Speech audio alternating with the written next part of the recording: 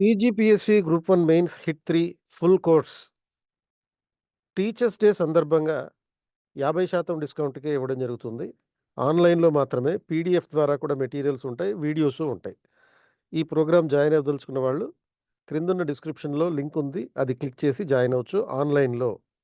TGPSC syllabus committee member మరియు దశాబ్దాల అనుభవం ఉన్నటువంటి విద్యావేత్త, ఉస్మానియా యూనివర్సిటీలో ప్రొఫెసర్గా, ప్రతిష్టాత్మక ఆర్ట్స్ కళాశాల ప్రిన్సిపాల్గా పనిచేసినటువంటి అనుభవజ్ఞులు, మన 21st సెంచరీ ఏసీకి అత్యంత ఆత్మీయులు ప్రొఫెసర్ శ్రీ గణేష్ గారిని వేదిక మీదకి రావాల్సిందిగా ఆహ్వానిస్తూ, పోటీ పరీక్షలకు సిద్ధమవుతున్న అభ్యర్థులకు మార్గదర్శకత్వం చేయవలసిందిగా గణేష్ గారిని రిక్వెస్ట్ చేస్తున్నాను. TGPSC నిర్వహించబోయేటటువంటి గ్రూప్ 1 మరియు గ్రూప్ 2 ఎగ్జామినేషన్లో మీరంతా విజయవంతం కావాలని కోరుకుంటూ, ఈ ఇండియన్ సొసైటీ అనేటువంటి పేపర్కు సంబంధించి ఏ అంశాలపైన ఎక్కువ ఫోకస్ పెట్టాలి అనేటువంటి విషయాలను గురించి నేను మాట్లాడాలనుకుంటున్నాను. కృష్ణ ప్రదీప్ గారు ఈ ఇండియన్ సొసైటీ అనే పేపర్కు సంబంధించి అభ్యర్థులలో ఉన్నటువంటి సందేహాలు కానీ, లేదా అభ్యర్థులు ఏ విధంగా ఈ సిలబస్ను అప్రోచ్ కావాలి అనేటువంటి విషయాలకు సంబంధించి మీరు మాట్లాడితే బాగుంటుంది అని అడగడం జరిగింది. అంతేకాకుండా ఈ సిలబస్ని రూపొందించేటటువంటి క్రమంలో ఒక సిలబస్ కమిటీ మెంబర్గా కూడా ఉన్నటువంటి వ్యక్తిగా నాకున్నటువంటి అభిప్రాయాలను, ఏ ఉద్దేశంతో ఈ టాపిక్స్ అనేటటువంటి వాటిని ఎంపిక చేయడం జరిగింది, వాటిని అభ్యర్థులు ఏ విధంగా అర్థం చేసుకోవాలి, ఏ అంశాలపైన ఫోకస్ చేయాలనే విషయాలపైన నేను ఇప్పుడు సంక్షిప్తంగా మాట్లాడదలుచుకున్నాను. ఒకటి నేను చెప్పదలుచుకున్నటువంటి విషయం ఏంటంటే, గ్రూప్ 1 కానీ గ్రూప్ 2 కానీ క్వశ్చన్ పేపర్ అనేటటువంటిది డెఫినెట్గా ఒక హై స్టాండర్డ్లో ఉంటుంది. ఎందుకంటే ఇప్పుడు వివిధ రాష్ట్రాల యొక్క పబ్లిక్ సర్వీస్ కమిషన్స్ కూడా యూపీఎస్సి ఏ ప్రమాణాలతో అయితే ఎగ్జామినేషన్స్ను కండక్ట్ చేస్తున్నారో ఆ ప్రమాణాలను అనుసరించే పేపర్ సెట్టింగ్ అనేటటువంటిది ఉండాలి అని ఆలోచిస్తున్నాయి. ఆ కోవలోనే తెలంగాణ పబ్లిక్ సర్వీస్ కమిషన్ కూడా యూపీఎస్సి స్థాయిలో క్వశ్చన్ పేపర్ అనేటటువంటిది టఫ్గా రూపొందించాలి అనేటువంటి ఉద్దేశంతోనే పేపర్ సెట్టింగ్ అనేటువంటిది జరుగుతూ ఉంది. కాబట్టి ఎగ్జామినేషన్ సులువుగా ఉంటుంది అని అనుకోవడానికి వీల్లేదు. నంబర్ 1. నంబర్ 2, గ్రూప్ 1 విషయానికి వచ్చినప్పుడు ఈ పేపర్లో ఉన్నటువంటి 5 చాప్టర్స్లలో ఏ ఏ అంశాలు ఉన్నాయో వాటిపైన వివరణాత్మకంగా, విశ్లేషణాత్మకంగా సమాధానాలు రాసేటటువంటి స్కిల్ అనేటువంటిది పెంపొందింపజేసుకోవాలి. ఆల్రెడీ మీలో చాలామంది ఈ టాపిక్స్ మీద చదివి ఉంటారు, ఆల్రెడీ చాలా పుస్తకాలు చదివి ఉంటారు. కానీ ఇప్పుడు గ్రూప్ 1 అభ్యర్థులకైతే కావాల్సింది ఏంటంటే ఆన్సర్ రైటింగ్ ప్రాక్టీస్. అంటే డిస్క్రిప్టివ్గా, అనలిటికల్గా ఏ విధంగా ఆన్సర్స్ని ప్రజెంట్ చేయాలి. అయితే చాలా వరకు ఏమంటే ఒక యూనిఫామ్ స్ట్రక్చర్ అనేటటువంటిది ఉంటుంది అని అనుకుంటున్నారు. ఒక యూనిఫామ్ స్ట్రక్చర్ అనేటువంటిది ఉండదు. ఒక టాపిక్ను బట్టి, ఆ ప్రశ్న అడిగిన తీరును బట్టి అర్థం చేసుకొని వాటికి సమాధానం రాసేటటువంటి ప్రయత్నం చేయాలి. ఇందులో అంటే నేను మొదట గ్రూప్ 1 తర్వాత గ్రూప్ 2 కాంటెక్స్ట్లో ఒక్కొక్క టాపిక్ గురించి మాట్లాడతాను. నేను గ్రూప్ 1 విషయానికి వచ్చినప్పుడు ఏంటంటే ఆన్సర్ రాసేటప్పుడు ఒక బ్రీఫ్ ఇంట్రొడక్షన్ అనేటటువంటిది మీరు ఇవ్వాలి ప్రతి టాపిక్కి. ఇప్పుడు ఉదాహరణకు unity in diversity in Indian society discuss or describe the salient features of Indian society. So ఇలాంటివి అడిగినప్పుడు భారతీయ సమాజానికి సంబంధించి బ్రీఫ్గా ఇంట్రొడ్యూస్ చేయటం. ఉదాహరణకి భారతీయ సమాజం అనేటటువంటిది వివిధ జాతులు, వివిధ మతాలు, వివిధ భాషలు, వివిధ సంస్కృతులు, వివిధ కులాల యొక్క సమ్మిళితత్వంతో కూడుకొని ఉన్నటువంటి సమాజము. అంటే ఇది ఒక ఇంట్రొడక్షన్. అంటే your answer should flow like that. The Indian society is a heterogeneous society. Indian society is a multi racial, multi religious, multi cultural, multi linguistic and multi cost society. And Indian society constitute of around 144 crore population. అంటే ఇట్లా ఒక brief introduction అనేటువంటిది ఒక చిన్న పారాగ్రాఫ్లో, అంటే మీరు రాసే ప్రతి పారాగ్రాఫ్లో చాలా అంశాలు ఒక పారాగ్రాఫ్లో వచ్చే విధంగా సంక్షిప్తంగా రాయాల్సి ఉంటుంది. ఇంకొకటి, ఆన్సర్ అనేటటువంటిది always write in the form of small paragraphs. చిన్న చిన్న పారాగ్రాఫ్లలో స్ప్లిట్ చేసి రాయండి. ఎక్కడైనా లక్షణాలు కానీ, రకాలు కానీ, ప్రకార్యాలు కానీ ఇలాంటి అడిగినప్పుడు పాయింట్స్లలో కూడా రాయొచ్చు. 1 2 3 4 5.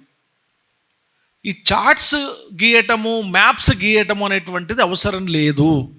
దయచేసి నేను ఇది క్లారిఫై చేస్తున్నాను. నేను అనలిటికల్, మోర్ అనలిటికల్గా ఆన్సర్ అనేటటువంటిది ఉండాలి. తర్వాత ఎట్ ద ఎండ్లో అబ్రప్ట్గా ఆన్సర్ అనేటువంటి దాన్ని క్లోజ్ చేయకుండా ఆ క్వశ్చన్కు అనుగుణంగా ఒక కన్క్లూజన్ను డ్రా చేయండి. ఎట్ ద ఎండ్ ఒక చిన్న పారాగ్రాఫ్, ఒక ముగింపుతో ఆన్సర్ అనేటటువంటిది ఎండ్ కావాలి. అంటే ఇది ఒక లాజికల్ ఆర్డర్ అనేటువంటిది ఫాలో కావాలి. బట్ ఈ లాజికల్ ఆర్డర్లో ఒక్కొక్క ప్రశ్నకు సంబంధించి, ఉదాహరణకి రీజనలిజం ఉంది, ప్రాంతీయవాదము.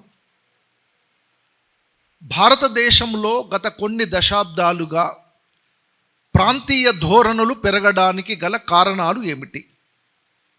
Right, what are the main reasons for increasing regional tendencies in Indian society,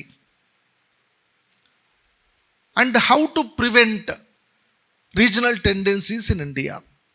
అంటే ఈ ప్రాంతీయ ధోరణుల్ని, ప్రాంతీయ తత్వాన్ని ఏ విధంగా నివారించవచ్చు అంటే ఇలాంటి క్వశ్చన్ అడిగినప్పుడు మొదట ప్రాంతీయవాదము అంటే ఏమిటి, ఒక చిన్న పారాగ్రాఫ్. ఆ ప్రాంతీయవాదానికి ఉన్నటువంటి కారణాలు ఏంటి? మనకు చారిత్రక కారణాలు, భౌగోళిక కారణాలు, ఆర్థికపరమైనటువంటి కారణాలు, ఈ విధంగా ఒక్కొక్క కారణానికి సబెడింగ్ అనేటువంటిది పెట్టి ఆ సబెడింగ్లో బ్రీఫ్గా ఒక పారాగ్రాఫ్లో ఒక్కొక్క దాని గురించి రాయండి. చివరిగా వీటన్నింటి యొక్క సంక్షిప్తంగా, అంటే ఈ కారణాల చేత భారతదేశంలో ప్రాంతీయవాదము, ప్రాంతీయ ధోరణులు అనేటువంటివి పెరుగుతున్నాయి. నెక్స్ట్, ఈ ప్రాంతీయ ధోరణులను నివారించడానికి తీసుకోవలసినటువంటి చర్యలు, the measures to be taken to check or to prevent the regional tendencies in India. Number 1, small paragraph. Number 2, number 3. ఈ విధంగా స్ట్రక్చర్ చేసుకోవాలి. కాబట్టి నా సజెషన్ ఏంటంటే, మీరు క్వశ్చన్ పేపర్ అనేది చదివిన తర్వాత ఒక్క ఫ్యూ సెకండ్స్ ఈచ్ క్వశ్చన్కి ఆన్సర్ను ప్లాన్ చేసుకోండి, స్ట్రక్చర్ చేసుకోండి. ఫ్యూ సెకండ్స్ ఆ విధంగా మీరు ప్లాన్ చేసుకున్నప్పుడు ఎఫెక్టివ్గా ఆన్సర్ను ఒక లాజికల్ ఆర్డర్లో రాయడానికి అవకాశం ఉంటుంది. ఇది చాలా ప్రధానమైనటువంటి విషయం. ఇకపోతే గ్రూప్ 2 విషయానికి వచ్చినప్పుడు ఏంటంటే, ఇంతకుముందు కొంత సూపర్ఫిషియల్గా క్వశ్చన్స్ అడిగేటువంటి అవకాశం ఉండేది. ఇప్పుడు కొంత డెప్త్తో ప్రతి టాపిక్ మీద బాగా అర్థం చేసుకోవాల్సినటువంటి అవసరం ఉంటుంది. ఇప్పుడు ఉదాహరణకి మీకు కాస్ట్ సిస్టమ్ ఇన్ ఇండియా అనే టాపిక్ ఉంది యూనిట్ 1లో, కుల వ్యవస్థ. అంటే కొన్ని సందర్భాలలో ఒక స్టేట్మెంట్ ఇచ్చి ఆ స్టేట్మెంట్ ఎవరిది అని కూడా అడగొచ్చు. ఎందుకంటే కుల వ్యవస్థను కొంతమంది సమాజ శాస్త్రవేత్తలు ఒక పర్టికులర్ అంటే స్పెసిఫిక్గా డిఫైన్ చేయటం జరిగింది. అంటే ఇలాంటి వాటిని for example GS Ghurye, MN Srinivas, Louis Dumont, ఇలాంటి వాళ్ళు ఒక ప్రామినెంట్ సోషియాలజిస్టులు ఏ విధంగా డిఫైన్ చేశారు. రెండవది, కాస్ట్ సిస్టమ్కు ఉన్నటువంటి ప్రధాన కారణాలు ఏంటి, what are the traditional features of the caste system in India. Then perspectives ఉన్నాయి. ఇప్పుడు చాలా వరకు ఏమైందంటే, మనము కుల వ్యవస్థ అంటే జనరల్గా కుల వ్యవస్థ లక్షణాలు, ప్రకార్యాలు, మార్పులు వీటి గురించే చదువుతుంటాం. కానీ కొన్ని సందర్భాలలో పర్స్పెక్టివ్స్ ఉన్నాయి. అంటే ఈ కుల వ్యవస్థను వివిధ దృక్కోణాలలో సమాజ శాస్త్రవేత్తలు అధ్యయనం చేయటం జరిగింది. అంటే ఆ దృక్కోణాల మీద కూడా క్వశ్చన్ అడగొచ్చు. ఇప్పుడు for example take Indological perspective on caste system, right, was studied by, అది జిఎస్ గురియే అనేటువంటి సమాజ శాస్త్రవేత్త చదివాడు. స్ట్రక్చరల్ ఫంక్షనల్ పర్స్పెక్టివ్ అనేది ఉంది, ఎంఎన్ శ్రీనివాస్. అట్లా మనకు డిఫరెంట్ పర్స్పెక్టివ్స్ అనేటువంటివి ఉన్నాయి. వాటి మీద సంపూర్ణ అవగాహన అనేటువంటిది ఉండాలి. గ్రూప్ 2 కాంటెక్స్ట్లో నేను చెప్తున్నాను ఇది.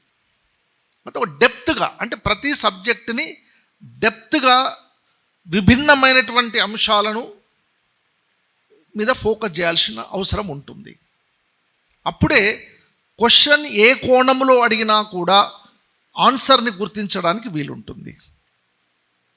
ఇక చాప్టర్ 1 విషయానికి వస్తే, అది గ్రూప్ 1 కానీ గ్రూప్ 2 కానీ, గ్రూప్ 1 కాంటెక్స్ట్లోనైతే నా అభిప్రాయంలో ఒక 3 టాపిక్స్ చాలా ఇంపార్టెంట్ గ్రూప్ 1 మెయిన్స్ కాంటెక్స్ట్లో. ఒకటి, యూనిటీ ఇన్ డైవర్సిటీ. అయితే ఇక్కడ యూనిటీ ఇన్ డైవర్సిటీ గురించి మీకు అర్థం కావాలంటే ఫస్ట్ ఈ salient features of Indian society ఏంటో అర్థం కావాలా. అంటే ఇవి రెండు ఇంటర్ కనెక్టెడ్. సేలియంట్ ఫీచర్స్ అర్థమవుతే యూనిటీ ఇన్ డైవర్సిటీ గురించి కూడా మీరు రాయగలుగుతారు. వీటిని కనెక్టివిటీతో చదువుకోవాలి. రెండవది, changing trends in family and marriage system. Changing trends అంటే కుల వ్యవస్థ లక్షణాలు, ప్రకార్యాలు వీటి గురించి కాకుండా, ఇప్పుడు మనకు యూపీఎస్సీ స్టైల్లో అడుగుతున్నది ఏంటనంటే, ఒక చేంజింగ్ ట్రెండ్స్ అనేవి ఏ విధంగా ఉన్నాయి, ఈ కుటుంబము మరియు వివాహ వ్యవస్థలలో ఏ రకమైనటువంటి పరివర్తనలు ఏర్పడుతున్నాయి. మనకు మోడ్రన్గా, ముఖ్యంగా వెస్ట్రన్ ఇంపాక్ట్ వల్ల భారతీయ కుటుంబ వ్యవస్థలో, వివాహ వ్యవస్థలో ఏర్పడుతున్నటువంటి ధోరణులను మీరు వన్ ఆఫ్టర్ ది అదర్ రాయాలి. థర్డ్ది కాస్ట్ సిస్టమ్. కాస్ట్ సిస్టమ్ను కూడా sometimes a question can be asked that, do you think that caste system will survive in future, or what would be the future of the caste in Indian society in the context of modernization and globalization? అంటే ప్రపంచీకరణ, ఆధునికీకరణ నేపథ్యంలో కులం యొక్క భవిష్యత్తు ఏ విధంగా ఉండబోతుంది? కుల వ్యవస్థ అనేటటువంటిది కొనసాగుతుందా, లేదా కుల వ్యవస్థ అనేటటువంటిది నిర్వీర్యమవుతుందా, లేదా కుల వ్యవస్థ అనేటటువంటిది సంపూర్ణంగా అంతమించిపోతుందా? దీని మీద ఒక ఒక స్టాండ్ అనేటువంటిది తీసుకోవాలా, లాజికల్గా దీని గురించి అనలైజ్ చేయాలి. బట్ ఇక్కడ నా సలహా ఏంటంటే, సమాజ శాస్త్రవేత్తల యొక్క అధ్యయనం ప్రకారం కుల వ్యవస్థ అనేటటువంటిది అంతరించిపోదు, కుల వ్యవస్థ కొనసాగుతుంది. కాకపోతే కుల వ్యవస్థ యొక్క సాంప్రదాయిక లక్షణాలలో మార్పు వస్తుంది. కుల వ్యవస్థ అనేటటువంటిది ఒక నూతన రూపాన్ని సంతరించుకుంటున్నది. అయితే ఇలాంటి టాపిక్స్కి నా సలహా ఏంటంటే, కొద్దిమంది సోషియాలజిస్టులు ఈ కుల వ్యవస్థకు సంబంధించిన విషయాలపైన అధ్యయనం చేసి వాళ్ళ అనాలిసిస్, వాళ్ళ ఆర్గ్యుమెంట్ అనేది ఇచ్చారు. ఇప్పుడు ఉదాహరణకు ఎంఎన్ శ్రీనివాస్, డిఎన్ మజుందార్. అంటే to make your answer more effective you have to coat the studies of some sociologist.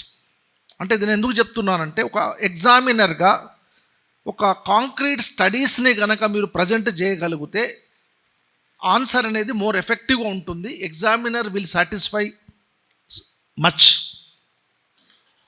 అంటే మామూలుగా రాసినప్పుడు వచ్చే మార్కులకి కొన్ని ఫీల్డ్ లెవెల్ స్టడీస్ని రెఫర్ చేసుకుంటూ, ఇప్పుడు ఉదాహరణకి MN Srinivas study, Louis Dumont study, Yogendra Singh అనే సమాజ శాస్త్రవేత్త కాస్ట్ రెసిలియన్స్ అప్రోచ్ అని అన్నాడు. కాస్ట్ రెసిలియన్స్ అప్రోచ్ అంటే ఏంటి? ఈ ఆధునికీకరణ ప్రభావం వల్ల కులం అంతరించిపోతున్నట్లుగా మనకు కనబడుతుంది. కానీ దాని ఆవశ్యకత ఉన్నప్పుడు కులం మళ్ళీ పునర్రూపాన్ని సంతరించుకుంటుంది. Caste will re-emerge whenever there is a necessity of caste. అంటే కొన్ని ఇలాంటివి స్టడీస్, అంటే ఇవి ప్రాక్టికల్గా సైంటిఫిక్గా చేసినటువంటి స్టడీస్ ఉన్నాయి కాబట్టి మీరు అప్రాప్రియేట్ బుక్స్ కనుక చదివితే ఇలాంటి స్టడీస్ని మీరు మెన్షన్ చేయవచ్చు. ఇప్పుడు ఉదాహరణకు నేను చెప్పాను ఫ్యామిలీ అండ్ మ్యారేజ్ సిస్టమ్, దాని మీద కూడా కొన్ని స్టడీస్ ఉన్నాయి. For example Airavati Karvy, AM Shah. అంటే ఇలాంటి విధంగా, అంటే వీటికి ఆన్సర్ మామూలుగా రాయొచ్చు, జనరల్గా రాయొచ్చు, కొద్దిమంది సోషియాలజిస్టుల స్టడీస్ని కోట్ చేసుకుంటూ కూడా రాయొచ్చు. అంటే సోషియాలజిస్ట్స్ని కోట్ చేసినప్పుడు అన్ని టాపిక్స్ కాదు, కొన్నింటికి, ముఖ్యంగా నేను చెప్పాను కాస్ట్ కానీ ఫ్యామిలీ అండ్ మ్యారేజ్ కానీ ఇలాంటి వాటికి కొన్ని స్టడీస్ని కోట్ చేస్తే చాలా బాగుంటుంది. ఇది మీరు రాసేటటువంటి విధానంలో తీసుకోవాల్సినటువంటి మెజర్స్. అంటే ఇక్కడ నా సజెషన్ ఒకటే, అంటే నా అనుభవంలో అంటే ఎన్నో ఎవాల్యుయేట్ చేసినాం కాబట్టి, how to make your answer more effective అనేది చాలా ఇంపార్టెంట్. అంటే మీరు రాసేటటువంటి ఆన్సర్ని ఎఫెక్టివ్ ఎట్లా చేయాలా? ఎఫెక్టివ్ అంటే ఏమిటి? ఒకటి, wherever possible statistical data use చేయటము, వేరెవర్ పాసిబుల్ కొన్ని ఎంపిరికల్ స్టడీస్ని మెన్షన్ చేయటము, ఓ ఎఫెక్టివ్ లాంగ్వేజ్లో ఒక లాజికల్ ఎనాలిసిస్ ఇవ్వడము, ఒక లాజికల్ కన్క్లూజన్ని డ్రా చేయటము. ఇది మేకింగ్ ఆన్సర్ మోర్ ఎఫెక్టివ్. కాబట్టి ఈ చాప్టర్ 1లో ఈ 3 టాపిక్స్ల మీద ఫోకస్ చేస్తే బాగుంటుందనేది నా అభిప్రాయం.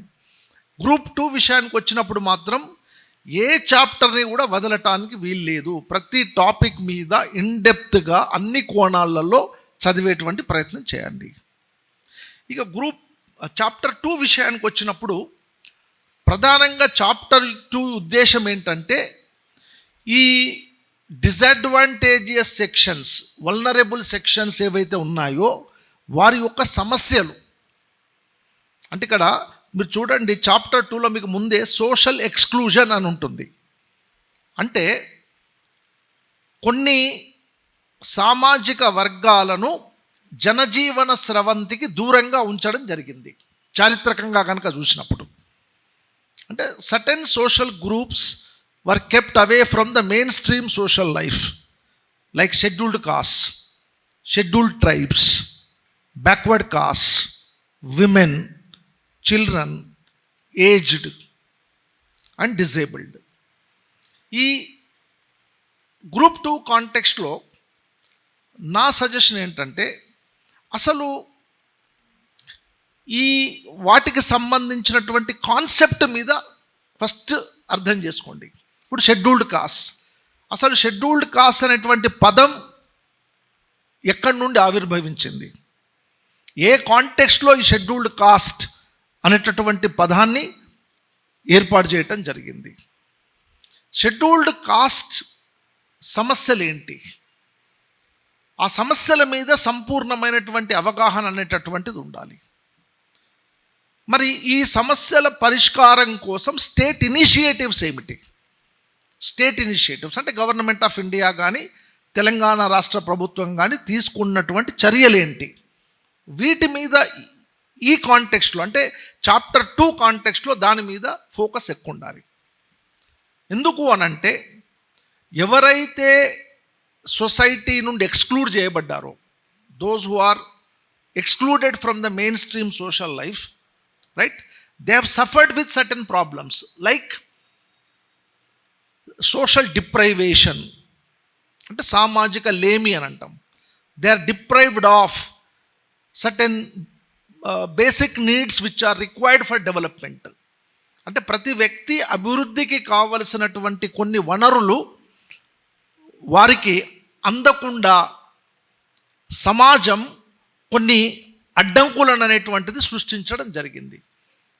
అంటే ఈ social deprivation, then social discrimination అంటే సామాజిక వివక్షత, దెన్ సోషల్ ఎక్స్ప్లాయిటేషన్ సామాజిక దోపిడీ, దెన్ మార్జినలైజేషన్ అంటే నిర్ణయాధికారములో భాగస్వామ్యం లేకపోవడం. అంటే ఈ 4 కాంటెక్స్ట్ ఒక్కొక్కసారి కాన్సెప్ట్ మీద కూడా అడగవచ్చు. For example, what do you understand by social exclusion అంటే ఈ సోషల్ ఎక్స్క్లూజన్ అనేటువంటి భావనని మీరు ఎట్లా అర్థం చేసుకుంటున్నారు? అటువంటప్పుడు అసలు సోషల్ ఎక్స్క్లూజన్ అంటే ఏంది? నేను చెప్పాను, social exclusion and the consequence of social exclusion are these 4. I'm telling you, social deprivation, social discrimination, exploitation and marginalization. వీటిని మీరు అనలైజ్ చేయాల్సినటువంటి అవసరం ఉంటుంది. ఈ కాంటెక్స్ట్లో ఈ గ్రూప్స్ ఏ రకమైనటువంటి సమస్యలను ఎదుర్కొంటున్నారు అనే వాటి మీద అవగాహన ఉండాలి. ఇందులో నేను అనుకుంటున్నది అంటే జనరల్గా షెడ్యూల్డ్ కాస్ట్ సమస్యలు, విమెన్ సమస్యలు, చిల్డ్రన్ సమస్యలు, ఇవి మోస్ట్ ప్రామినెంట్గా ఉన్నటువంటి సమస్యలు. వీటిపైన అడిగేటటువంటి అవకాశం ఉంటుంది. ఈవెన్ కొన్ని సందర్భాలలో రిలీజియస్ మైనారిటీస్ సమస్యలు కూడా అడిగేటువంటి అవకాశం ఉంటుంది.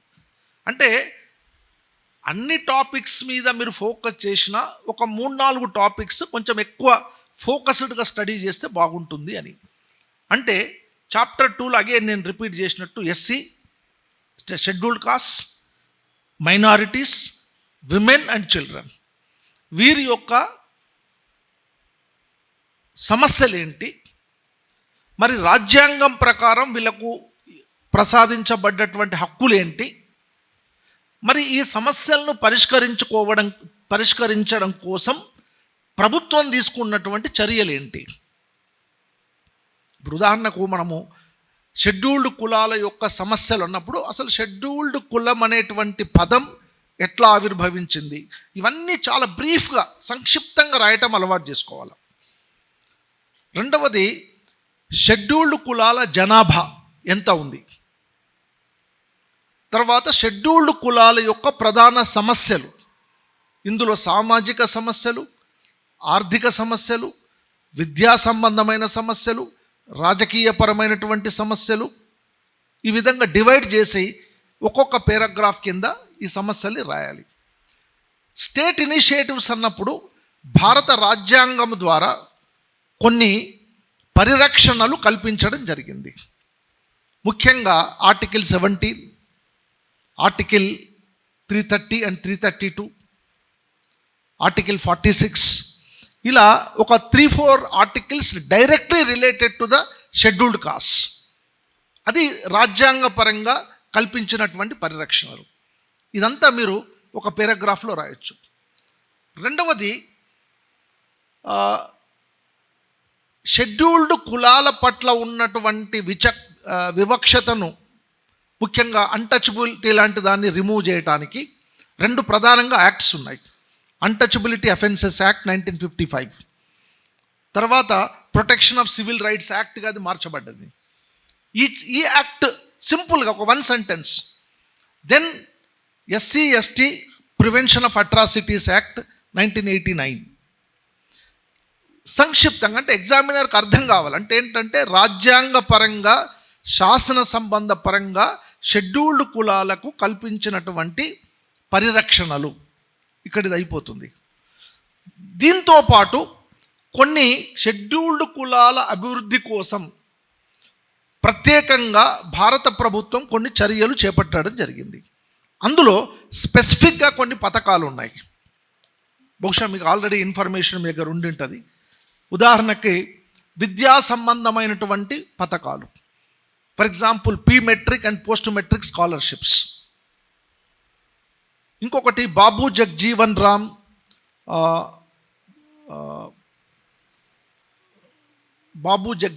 అది హాస్టల్స్ని ఏర్పాటు చేయడం కోసం బాబు జగ్జీవన్ రామ్ యోజన అని ఒకటి ఉంది. అదేవిధంగా అంతకుముందు ఆర్జీఎన్ఎఫ్ అనేవాళ్ళు, రాజీవ్ గాంధీ నేషనల్ ఫెలోషిప్ అని, అంటే ఉన్నతమైనటువంటి పిహెచ్డి లాంటి ఉన్నతమైనటువంటి చదువులు చదువుకోవడానికి ఫెలోషిప్స్ అనేటువంటి ఇచ్చేవాళ్ళు. ఇప్పుడు వాటిని national fellowship for scheduled caste, national fellowship for scheduled tribes అంటున్నారు.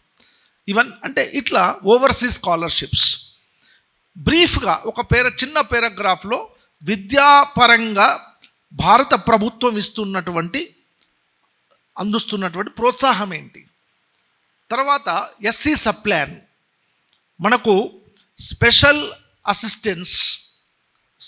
సెంట్రల్ అసిస్టెన్స్, ఎస్సీఏ అంటారు, special central assistance to scheduled caste subplan, SC subplan. మనకు ఎస్సీ సప్లాన్, ఎస్టీ సప్లాన్ అని 2 ఉన్నాయి. అసలు ఎస్సీ సప్లాన్ ఏమిటి, వేటి కోసం బడ్జెట్ అలొకేషన్ అనేది జరుగుతుంది, ఏ విధంగా అది షెడ్యూల్డ్ కులాల యొక్క ఆర్థిక సాధికారికతకు ఉపయోగపడుతుంది, ఆ పాయింట్. అదేవిధంగా మిగతా కొన్ని స్పెసిఫిక్, ఇటీవలి కాలంలో ప్రస్తుత ప్రభుత్వం కొన్ని స్పెసిఫిక్ స్కీమ్స్, అంటే వాళ్ళ టర్మినాలజీ ఉంది, నా దగ్గర మొత్తం పాయింట్స్ ఇప్పుడు లేవు, కానీ అంటే ఆ టర్మినాలజీ స్పెసిఫిక్, ఆ పథకం యొక్క పేరు ఏంటో మెన్షన్ చేసుకుంటూ మీరు రాయాలి. అంటే చివరికి మనమిచ్చే సమ్టైమ్స్ క్వశ్చన్ ఎట్లుంటుందంటే, what do you suggest to resolve the problems of scheduled cost in India. అప్పుడు మనమిచ్చేటటువంటి సలహాలు ఏమిటి అనే వాటిని పాయింట్ వైజ్గా 1, 2, 3, 4, 5 అలా రాసుకుంటూ రావాలి. అంటే this is the way to present your answer more effective. ఇక గ్రూప్ 2 కాంటెక్స్ట్ వచ్చినప్పుడు ఇన్డెప్త్గా ఈ అన్ని SC, ST, OBC, minorities, women, children, disabled, వీరికి సంబంధించినటువంటి సమస్యల మీద సంపూర్ణమైనటువంటి అవగాహన అనేటటువంటిది ఉండాలి. This is chapter 2. చాప్టర్ 3 విషయానికి వచ్చినప్పుడు సోషల్ ఇష్యూస్ ఉన్నాయి. అంటే ఒక్కొక్క చాప్టర్ని యాక్చువల్గా మేము సిలబస్ ఫ్రేమ్ చేసేటప్పుడే స్టూడెంట్ వేటి మీద ఫోకస్ చేయాల్సి ఉంటుంది అనే దాన్ని దృష్టిలో పెట్టుకునే ఈ టాపిక్స్ని డిసైడ్ చేయడం జరిగింది. మీరు చాప్టర్ 3 చూసినప్పుడు టోటల్గా సోషల్ ఇష్యూస్ కనబడతాయి. అంటే భారతీయ సమాజంలో ఉన్నటువంటి వివిధ సామాజిక సమస్యలు, అందులో ప్రధానంగా poverty, unemployment, child labour, violence against women, ఇట్లా మీకు సిలబస్లో ఉన్నాయి ఇవన్నీ. అగైన్ నా ఉద్దేశంలో గ్రూప్ 1 కాంటెక్స్ట్లో ఇప్పుడు రాబోయే మెయిన్స్కి మెయిన్గా మీరు ఫోకస్ చేయాల్సింది, అంటే నా ఉద్దేశంలో రీజనలిజం అనేది చాలా ప్రధానమైనటువంటి టాపిక్.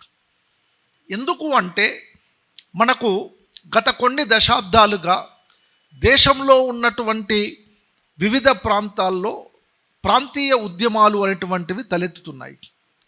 ఈ ప్రాంతీయ ఉద్యమాల వల్ల రాష్ట్రాలకు మరియు కేంద్ర ప్రభుత్వం మధ్యన ఒక సంఘర్షణ అనేటటువంటిది ఏర్పడుతుంది. మరి ఇలాంటి కాంటెక్స్ట్లో ఈ ప్రాంతీయవాదాన్ని మనము ప్రోత్సహించవచ్చా లేదా, లేకపోతే దీనికి ప్రత్యామ్నాయం ఏమిటి? కాబట్టి రీజనలిజం అనేటటువంటి దాన్ని కాన్సెప్ట్, వాటికి ప్రధానంగా దోహదం చేస్తున్నటువంటి కారకాలు, ఈ రీజనలిజం వల్ల పాజిటివ్ ఇంపాక్ట్ ఉంటుంది, నెగటివ్ ఇంపాక్ట్ ఉంటుంది. ఇప్పుడు ప్రాంతీయవాదము అవసరం లేదని మనం చెప్పడానికి లేదు. ఎందుకంటే ప్రాంతీయవాదం అనేటటువంటిది ఒక సుదీర్ఘ కాలం కొనసాగుతున్నది అంటే అది ప్రజల యొక్క ఆకాంక్ష. It is people's aspiration. When people aspire for their own state, if they want to rule themselves, that cannot be suppressed.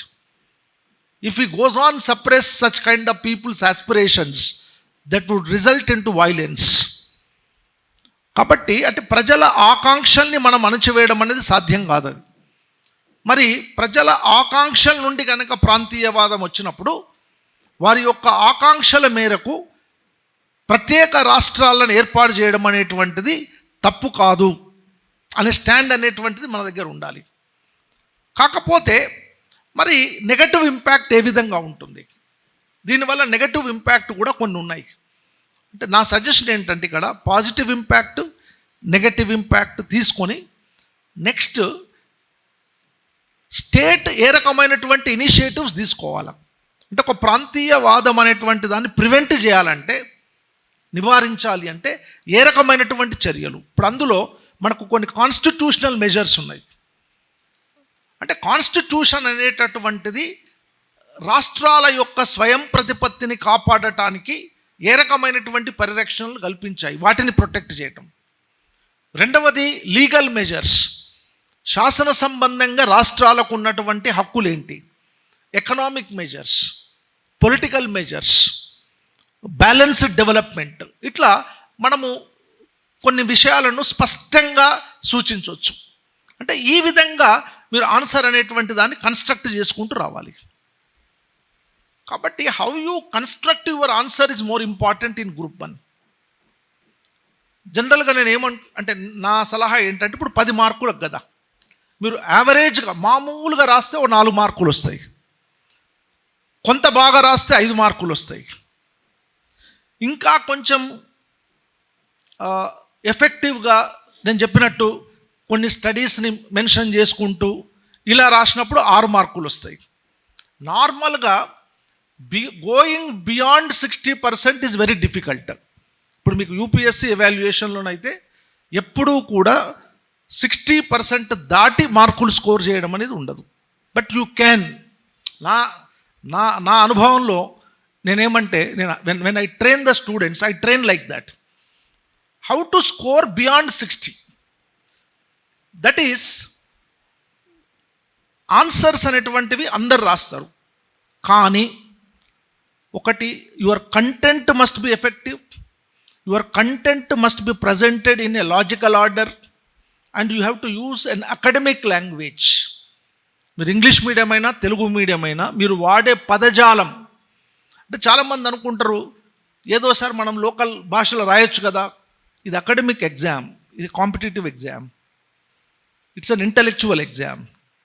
అంటే నేను అనేది ఒక పెద్ద బంబార్డింగ్ లాంగ్వేజ్లని కాదు, ఎవరికి అర్థం కాని అర్థమయ్యే పదజాలం మనకు ఉంటుంది, అకాడమిక్ పదజాలం.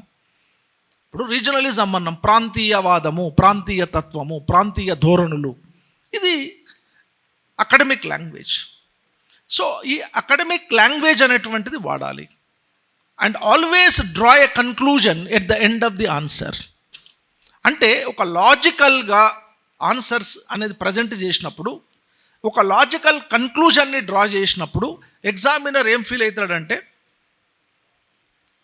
ఇప్పుడు ఎగ్జామినర్ అంటే ఎవరో కాదు కదా, నాలాంటోడు ordinary fellow like professor Ganesh, అంతే కూడా పైనుంచి ఊడిపడరు కదా. సపోజ్ ఇఫ్ ఐ సాటిస్ఫైడ్, స్టూడెంట్కి కంటెంట్ బాగుంది, లాజికల్ ఆర్డర్ బాగుంది, అకాడమిక్ లాంగ్వేజ్ ఉంది, ఒక లాజికల్ వ్యాలిడ్ కన్క్లూజన్ డ్రా చేసినాడు. Why not 6, let me give 7.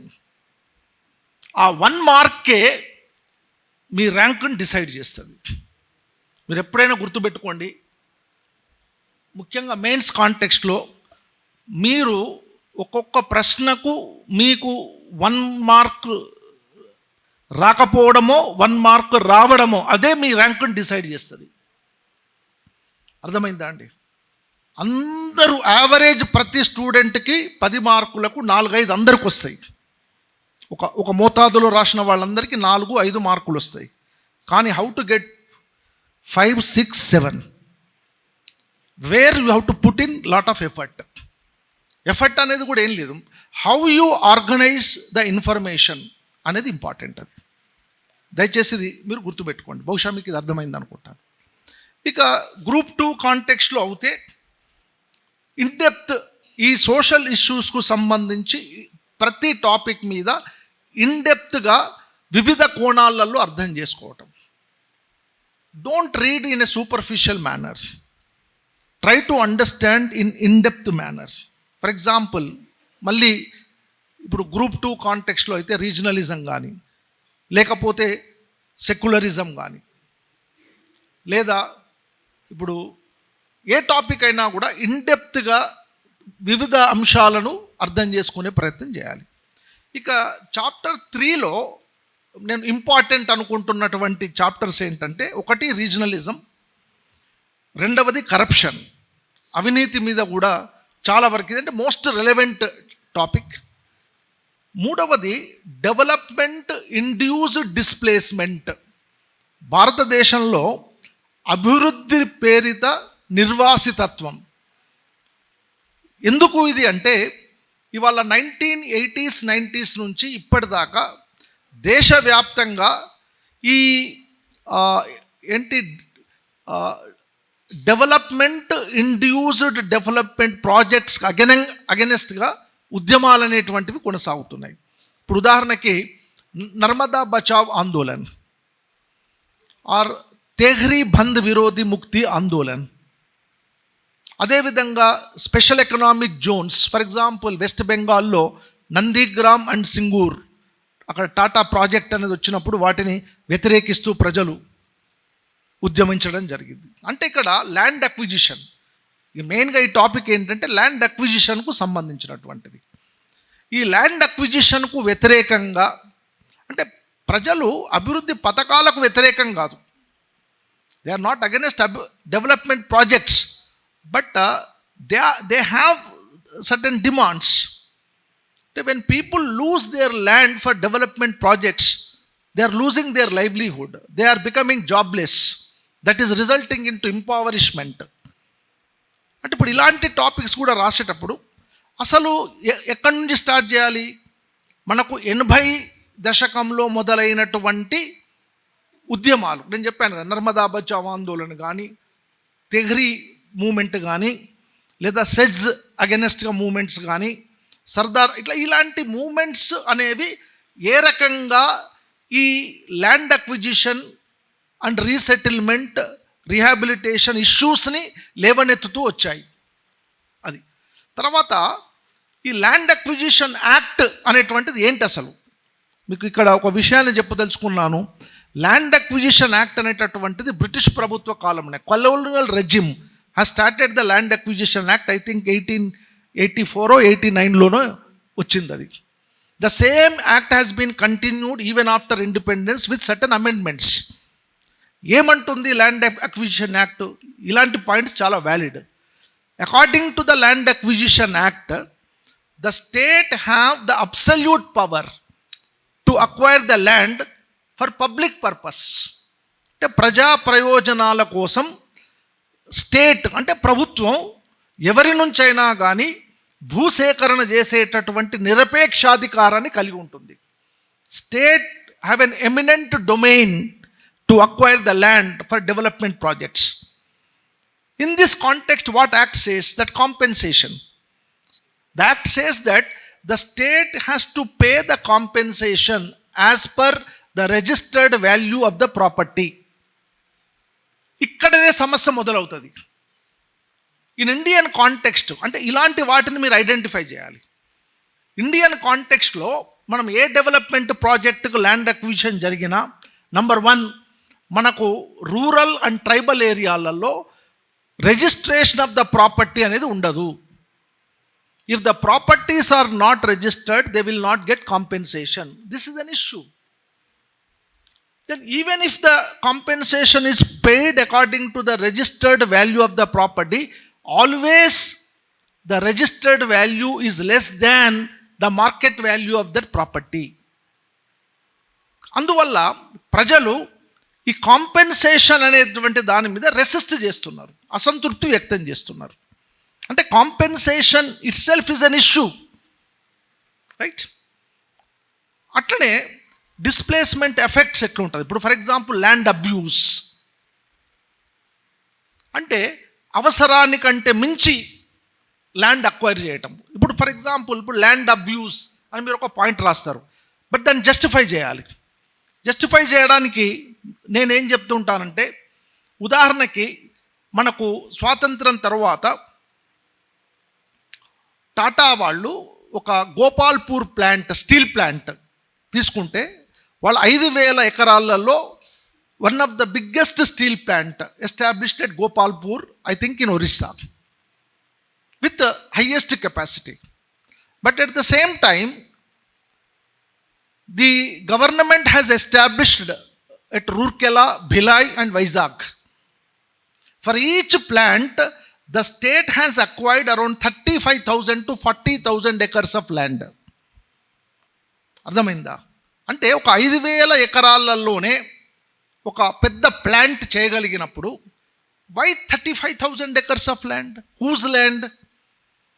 అంటే ఇట్లాంటి వాటి మీద, అంటే ఇది ల్యాండ్ అబ్యూజ్ అంటారు, భూ దుర్వినియోగం.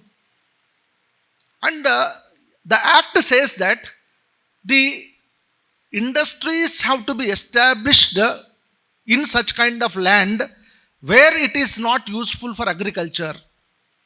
Only dry lands have to be acquired for industries. But most of the time what is happening, instead of dry land, the fertile lands are acquired by the state for development projects. So itla oka minute issues ni brief ga మీరు రాసుకుంటూ పోవాలి. అంటే issues, ఈ issues యొక్క impact ఏముంటుంది? ఇప్పుడు ఉదాహరణకు land acquisition impact ఏమి అంటే, immediately it results in to loss of livelihood, joblessness and impoverishment. This is the terminology you have to use. So wherever the land is acquired for the development project, the immediate effect is loss of land. Loss of land results into loss of livelihood. People become joblessness, and that results into impoverishment and marginalization. And who will affect more? It is the women and children. ఇప్పుడు ఇంకొక point కూడా చెప్పొచ్చు. మీరు land acquisition జరిగిన చోట, since people are forced to displace, అంటే land acquisition lead to displacement of the people. Displacement results into what? Withdrawal of the children from the schools. When people are displaced, right, people move from one place to another place. So due to that process, the children are forced to withdraw from the school. The dropout ratio has increased wherever the land acquisition took place. అంటే ఇలాంటి minute ఇష్యూస్ని identify చేసి రాయటం వల్ల, so that you can impress upon the examiner. Ultimately, how to impress upon the examiner? దీనికి making answer more effective, ఇది ఒకటి. So ఇందులో నేను అనుకున్నా, అంటే ఇందులో టాపిక్స్ చాలా ఉన్నాయి. Question can be asked on any topic, but I personally feel that regionalism, corruption, development induced displacement, then agrarian distress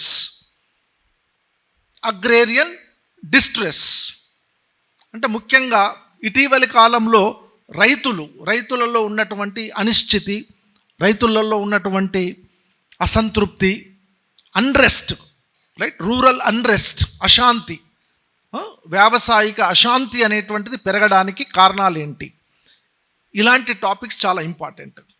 ఇక చాప్టర్ 4 అనేటువంటిది తెలంగాణ స్పెసిఫిక్ ఇష్యూస్. ఈ తెలంగాణ స్పెసిఫిక్ ఇష్యూస్లో మనకు టాపిక్స్ మళ్ళీ గ్రూప్ 1 కాంటెక్స్ట్కి వచ్చినప్పుడు మనకు వెట్టి, జోగిని, దేవదాసి, ఫ్లోరోసిస్ ఇట్లాంటి ఇష్యూస్ ఉన్నాయి. దీంతో పాటు సోషల్ మూమెంట్స్ అని అన్నారు. అయితే ఇక్కడ సోషల్ మూమెంట్స్ అన్నప్పుడు ప్రధానంగా పెజెంట్ అండ్ ఫార్మర్స్ మూమెంట్ అనేది చాలా important. Peasant and farmers movements అంటే రైతుల ఉద్యమాలు, తర్వాత దళిత ఉద్యమాలు, మూడవది మహిళా ఉద్యమాలు. ఈ మూడిటి మీద ఎక్కువ ఫోకస్ చేయాలి. కాకపోతే ఇక్కడ క్వశ్చన్ అంటే examination point of view I feel that jogini and devadasi system is very important. There is every possibility of asking a question on jogini and devadasi. This is one. Second most important one is fluorosis. ఇప్పుడు ఈ మధ్య కాలంలో ఒక debate ఏం జరుగుతుందంటే, mission Bhagiratha scheme అనేటువంటిది introduce చేసిన తర్వాత ఫ్లోరోసిస్ అనేటువంటి సమస్య చాలా వరకు పరిష్కారం అయ్యింది అనేటువంటి భావన ఉంది. అయితే అసలు ఫ్లోరోసిస్ సమస్య ఏమిటి, ఫ్లోరోసిస్ సమస్య వల్ల ఉన్నటువంటి సమస్యలు ఏంటి, మరి వీటికి పరిష్కార మార్గం ఏంటి? Sometimes they may connected to mission Bhagiratha, but fluorosis అనేటువంటిది మాత్రం చాలా important issue. Third, social movement. మీకు మూమెంట్లో నేను అనుకుంటున్నది ఏంటంటే, ఒకటి రైతుల ఉద్యమాలు, రెండవది దళిత ఉద్యమాలు. ఈ రెండు దే ఆర్ వెరీ ఇంపార్టెంట్. కాబట్టి ఈ కాంటెక్స్ట్లో గ్రూప్ 1 ఇది చూడాలి. గ్రూప్ 2 విషయానికి వచ్చినప్పుడు జనరల్గా ఇప్పుడు వెట్టి అంటున్నాం. అసలు జెనసిస్ ఏంది, అసలు వాట్ ఈజ్ వెట్టి? మరి వెట్టికి బాండెడ్ లేబర్కు తేడా ఏంది? ఈ వెట్టి సిస్టమ్ అనేటటువంటిది ఏ రకంగా ఏర్పడింది, దానికి జెనసిస్ ఏంటి? అదేవిధంగా చైల్డ్ లేబర్, తెలంగాణలో చైల్డ్ లేబర్ అనేటటువంటిది ఇప్పుడు దాదాపు 10 మిలియన్ చైల్డ్ లేబరర్స్ ఉన్నారు అనేటువంటిది అభిప్రాయం, అంటే దేశవ్యాప్తంగా. అందులో చాలా నంబర్ తెలంగాణలో కూడా ఉన్నారు. తెలంగాణలో బాల కార్మిక వ్యవస్థ కొనసాగడానికి ఉన్న కారణాలు, ప్రధాన కారణాలు ఏమిటి? అట్లనే మనము జోగిని దేవదాసి సిస్టమ్ గురించి వచ్చినప్పుడు దీనికి రెలవెంట్ యాక్ట్స్ ఉన్నాయి. అంటే ఏ చట్టం ప్రకారము తెలంగాణలో జోగిని దేవదాసి సిస్టమ్స్ని అబాలిష్ చేయటం జరిగింది, ఆ చట్టం ఏందో తెలిసి ఉండాలి. తర్వాత జోగిని అండ్ దేవదాసి సిస్టానికి వెనక ఉన్నటువంటి సాంప్రదాయిక కారకాలు ఏమిటి? ఓకే, ఈ విధంగా విభిన్న కోణాలలో ఆ సమస్యని అర్థం చేసుకునే ప్రయత్నం చేయాలి. ఇకపోతే మనకు ముఖ్యంగా గల్ఫ్ లేబర్ అనేటువంటిది చాలా ఇంపార్టెంట్. గల్ఫ్ మైగ్రేషన్, తెలంగాణ నుంచి చాలా లార్జ్ నంబర్లో గల్ఫ్ కంట్రీస్కి మైగ్రేట్ కావడం జరిగింది. మరి ఏ జిల్లాల నుండి ఈ గల్ఫ్ మైగ్రేషన్ ఎక్కువ ఉంది, మరి గల్ఫ్ మైగ్రేషన్ అయినటువంటి వాళ్ళకున్న ప్రధాన సమస్యలు ఏంటి, ఏ రకమైనటువంటి సమస్యల్ని వాళ్ళు ఎదుర్కొంటున్నారు అనేటువంటి వాటి మీద కూడా ఫోకస్ అనేటువంటిది చేయాల్సి ఉంటుంది. కాబట్టి ఈ తెలంగాణ స్పెసిఫిక్ ఇష్యూస్ మీద కొంత ఇన్డెప్త్గా చదువుకుంటే బాగుంటుంది. ఇక చివరికి చాప్టర్ 5 విషయానికి వచ్చినప్పుడు ఇక్కడ ఇష్యూస్ కాదు, ఆ ఇష్యూస్ని ఇప్పటిదాకా మనము వివిధ చాప్టర్లలో చర్చించినటువంటి సమస్యల పరిష్కారం కోసం ప్రభుత్వం కొన్ని పాలసీస్, కొన్ని పథకాలు రెండు ప్రవేశపెట్టారు. 2 పాలసీ అండ్ ప్రోగ్రామ్స్. మనకు ముఖ్యంగా ఈ వల్నరబుల్ సెక్షన్స్ అన్నింటికి సంబంధించి కొన్ని నేషనల్ పాలసీస్ ఉన్నాయి. అందులో షెడ్యూల్డ్ కులాలకు సంబంధించి పాలసీ ఉంది, షెడ్యూల్డ్ ట్రైబ్స్కి సంబంధించి నేషనల్ ట్రైబల్ పాలసీ అనేటువంటిది ఉంది. ఉమెన్ గురించి national policy for empowerment of women అని ఉంది. చిల్డ్రన్కు సంబంధించి నేషనల్ పాలసీ ఫర్ చిల్డ్రన్ అని ఉంది. తర్వాత national policy for older persons అని ఉంది.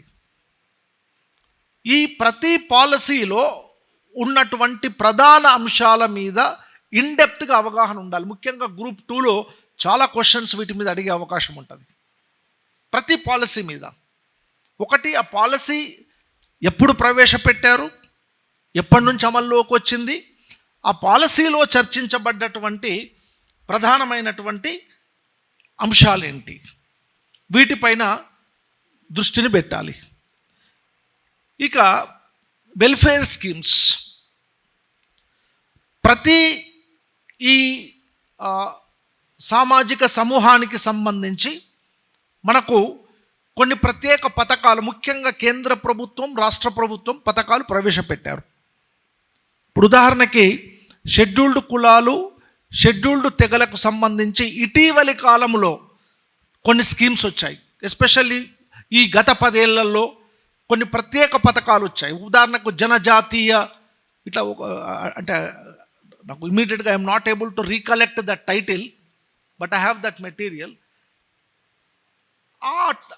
ఆ టర్మినాలజీతో ఆ పథకాన్ని గురించి మీరు చెప్పాలి. ఆ పథకంలో ఉన్న అంశాలు ఎవరు, దానికి ఎవరు ఎలిజిబిలిటీ, వాటిని గురించి చెప్పాల్సి ఉంటుంది. అదేవిధంగా వెల్ఫేర్ స్కీమ్స్తో పాటు కొన్ని చట్టాలు కూడా ఉన్నాయి. ఇప్పుడు ఉదాహరణకు విమెన్ అన్నాం. విమెన్ అన్నప్పుడు national policy for the empowerment of women అనేది ఒకటి.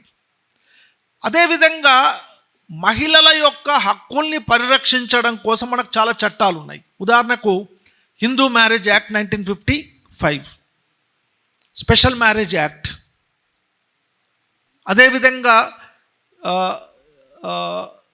Domestic violence act, criminal law amendment act. అసలు ఆ చట్టాలన్నింటినీ ఐడెంటిఫై చేసుకొని ఆ చట్టాల యొక్క చట్టం మొత్తం చదవాల్సిన అవసరం లేదు, చట్టంలో ఉన్నటువంటి ప్రధాన విషయాలు ఏంటి, ఆ చట్టం ఏ రకమైనటువంటి రక్షణలను మహిళలకు కల్పిస్తూ ఉంది అనేటువంటిది చూసుకోవాలి. అలా విధంగా ప్రతి group, for example take minorities related మనకు యాక్ట్ ఉంది. అదేవిధంగా ఈ వర్గాలకు సంబంధించి కమిషన్స్ ఉన్నాయి. ఉదాహరణకు national commission for women, national commission for scheduled caste, national commission for scheduled tribes. ఉదాహరణకు భారత రాజ్యాంగంలోని ఏ ఆర్టికల్ ప్రకారము national commission for scheduled caste ఏర్పాటు చేయడం జరిగింది? ఆర్టికల్ 338.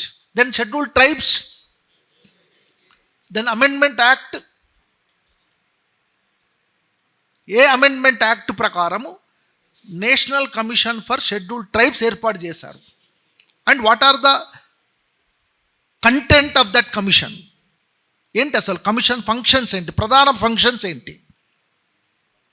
సో ఈ విధంగా మీరు చదువుకునేటప్పుడు ఆ పాయింట్స్ అనేటువంటివి నోట్ చేసుకోవాలి.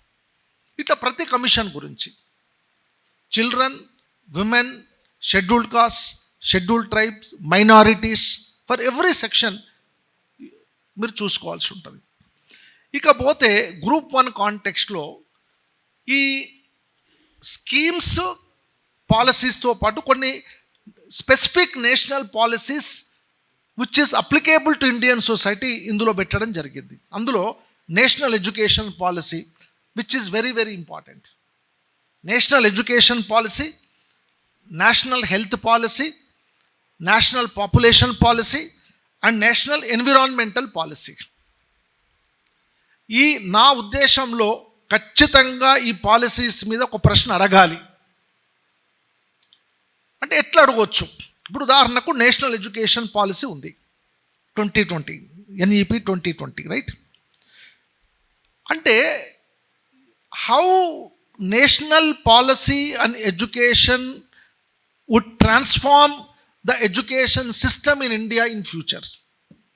అంటే ఈ భారత జాతీయ విద్యా విధానాన్ని 2020ని కనుక అమలు చేసినట్లయితే రాబోయే కాలంలో విద్యా వ్యవస్థలో ఏ రకమైనటువంటి మార్పులు జరగవచ్చు, జరిగేటువంటి అవకాశం ఉంటుంది. ఇప్పుడు పాలసీ కంటెంట్ ఎవరు అడగరు, ప్లీజ్ ట్రై టు అండర్స్టాండ్. ఇప్పుడు నేషనల్ హెల్త్ పాలసీ ఉంది, హెల్త్ పాలసీలో ఉన్న అంశాలను ఎవరు అడగరు. కానీ ఆ పాలసీలో ఉన్నటువంటి అంశాలను దృష్టిలో పెట్టుకొని ఏ రకమైనటువంటి మార్పులు రావచ్చు అనేటువంటి దాన్ని మనము విశ్లేషించాలి. అర్థమైందా? ఇప్పుడు ఎడ్యుకేషన్ పాలసీ ఉంది. ఎడ్యుకేషన్ పాలసీలో మనకు 4 years ఆఫ్ గ్రాడ్యుయేట్ డిగ్రీ అని పెట్టారు. ఎంట్రీ అండ్ ఎగ్జిట్ పాలసీ అని కూడా పెడుతున్నారు. అంటే దానివల్ల ప్రతి విద్యార్థి తనకు నచ్చినప్పుడు ఆ కోర్సును కంప్లీట్ చేసుకోవడానికి అవకాశాలు అనేటువంటివి ఎక్కువ పెరుగుతాయి. అట్లాగనే అకాడమిక్ బ్యాంక్ ఆఫ్ క్రెడిట్ అని పెట్టారు.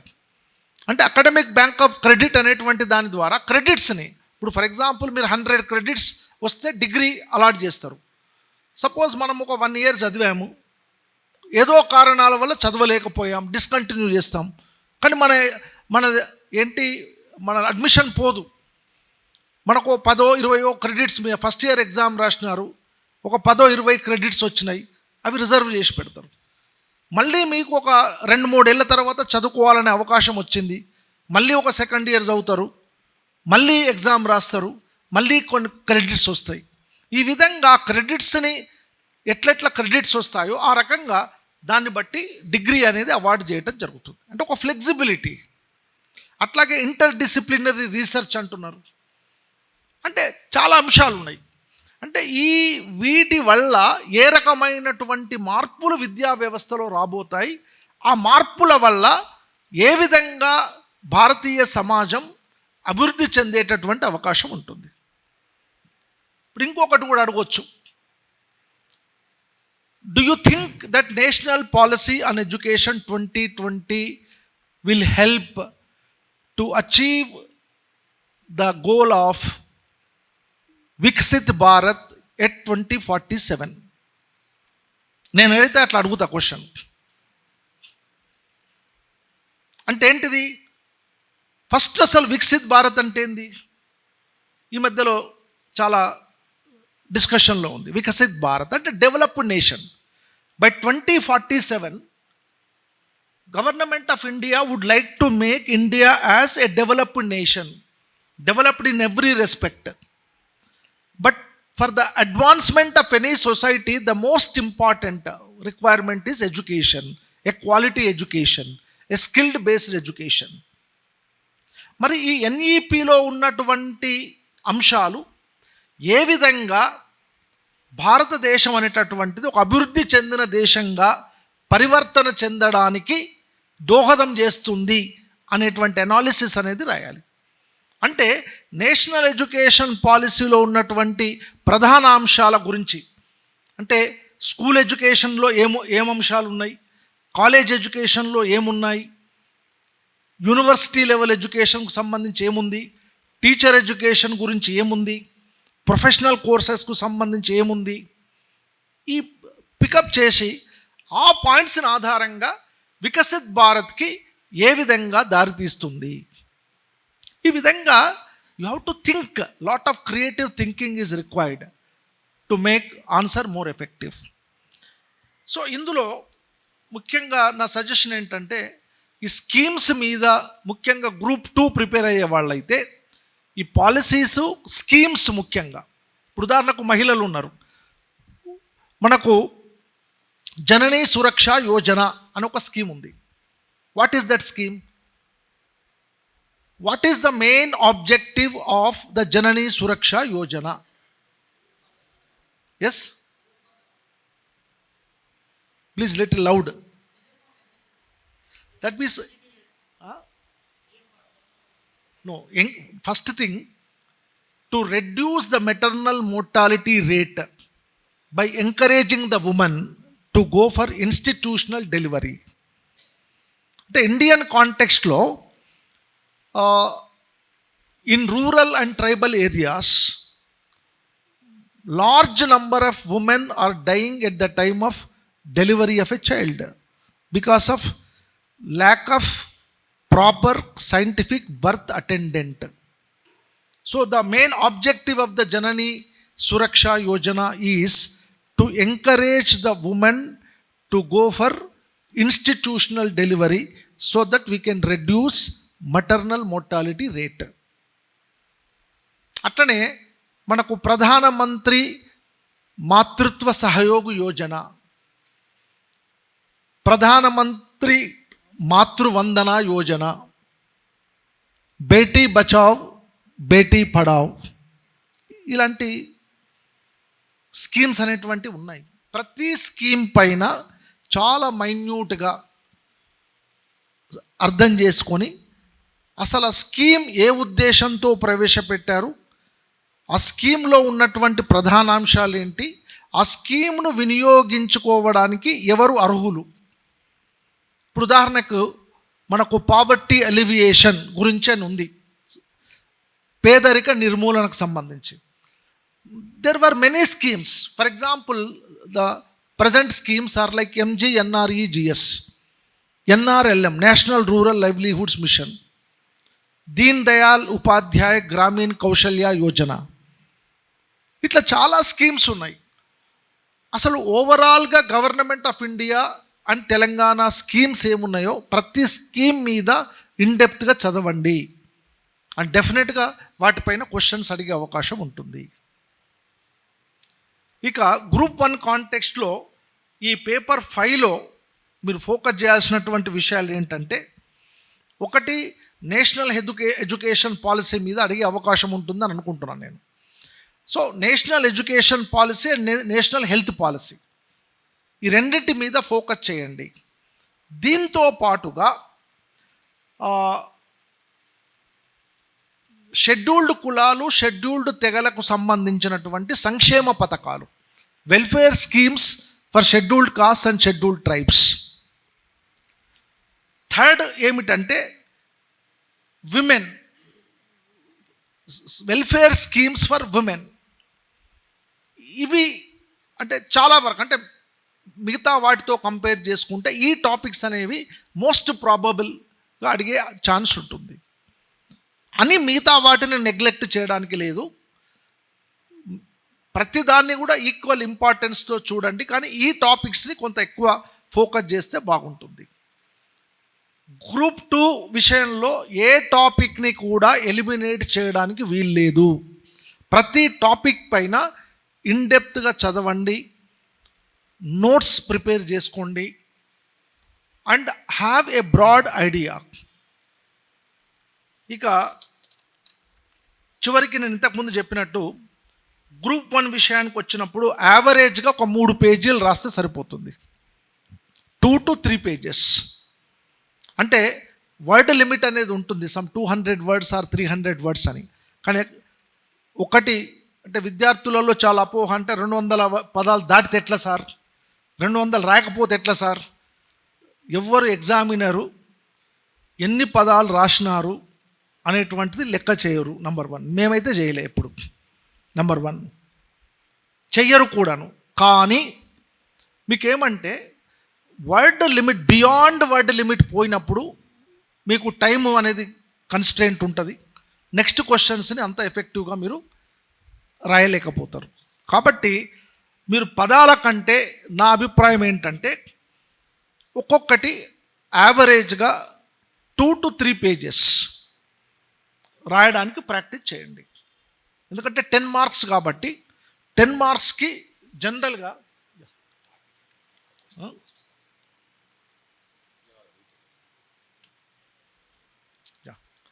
సో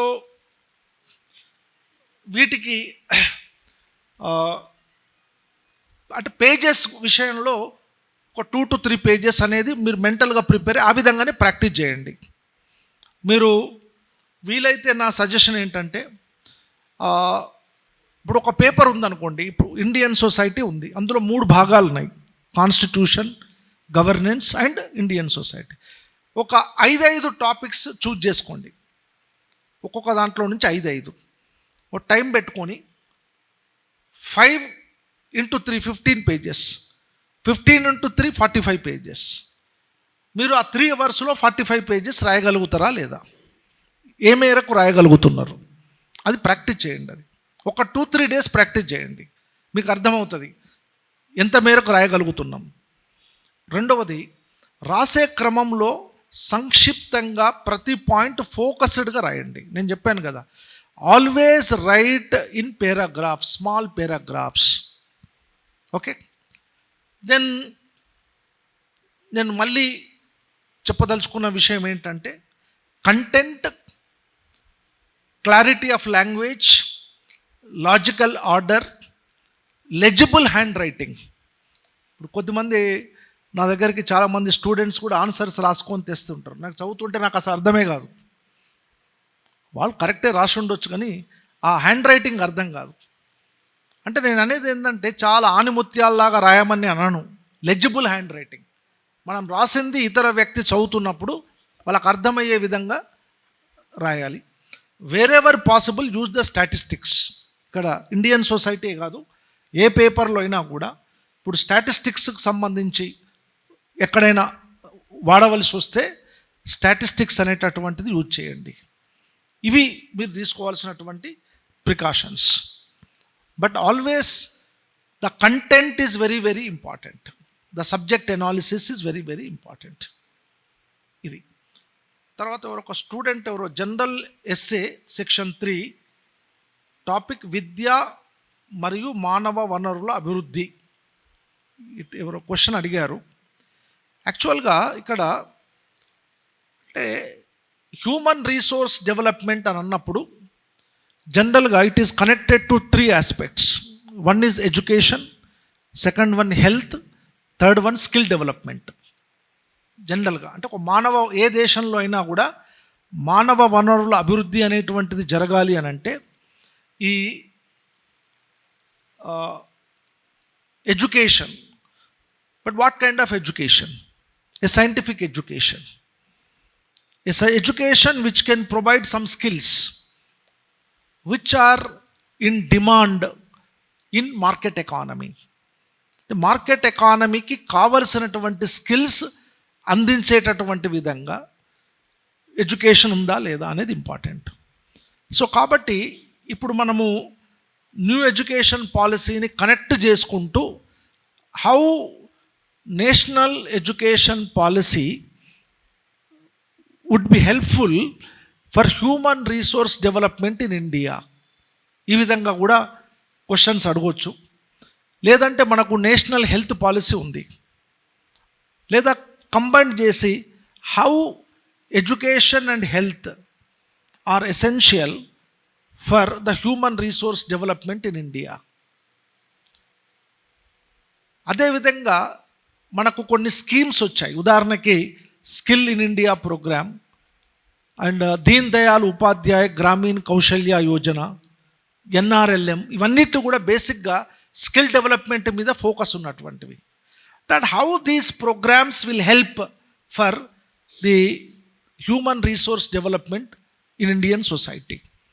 కాబట్టి నా సలహా ఏంటంటే, ఒక హ్యూమన్ రీసోర్సెస్ డెవలప్మెంట్ అన్నప్పుడు మీరు ఎడ్యుకేషను, హెల్త్, తర్వాత స్కిల్ డెవలప్మెంట్, ఈ మూడింటికి సంబంధించినటువంటి అంశాల మీద ఫోకస్ చేస్తే బాగుంటుంది.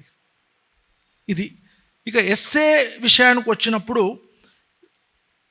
అది ఒక ఇన్ఫినిట్, అంటే ఏ ఇష్యూ మీదైనా కూడా అడిగేటువంటి అవకాశం ఉంటుంది. కానీ ఎస్సే రాసేటప్పుడు ఏంటంటే, మీరు ఒక లేటెస్ట్ ఈవెంట్స్ని, లేటెస్ట్ ప్రోగ్రామ్స్ని, లేటెస్ట్ లెజిస్లేషన్స్ని, లేటెస్ట్ స్టాటిస్టిక్స్ని మెన్షన్ చేసుకుంటూ ఆన్సర్ రాస్తే చాలా ఎఫెక్టివ్గా ఉంటుంది. And it can be on any topic. Even we cannot generalise, ఈ టాపిక్ ఈ రకంగానే అడుగుతారు అని అనుకోవటానికి ఏం లేదు. కాకపోతే నా సలహా ఏంటంటే,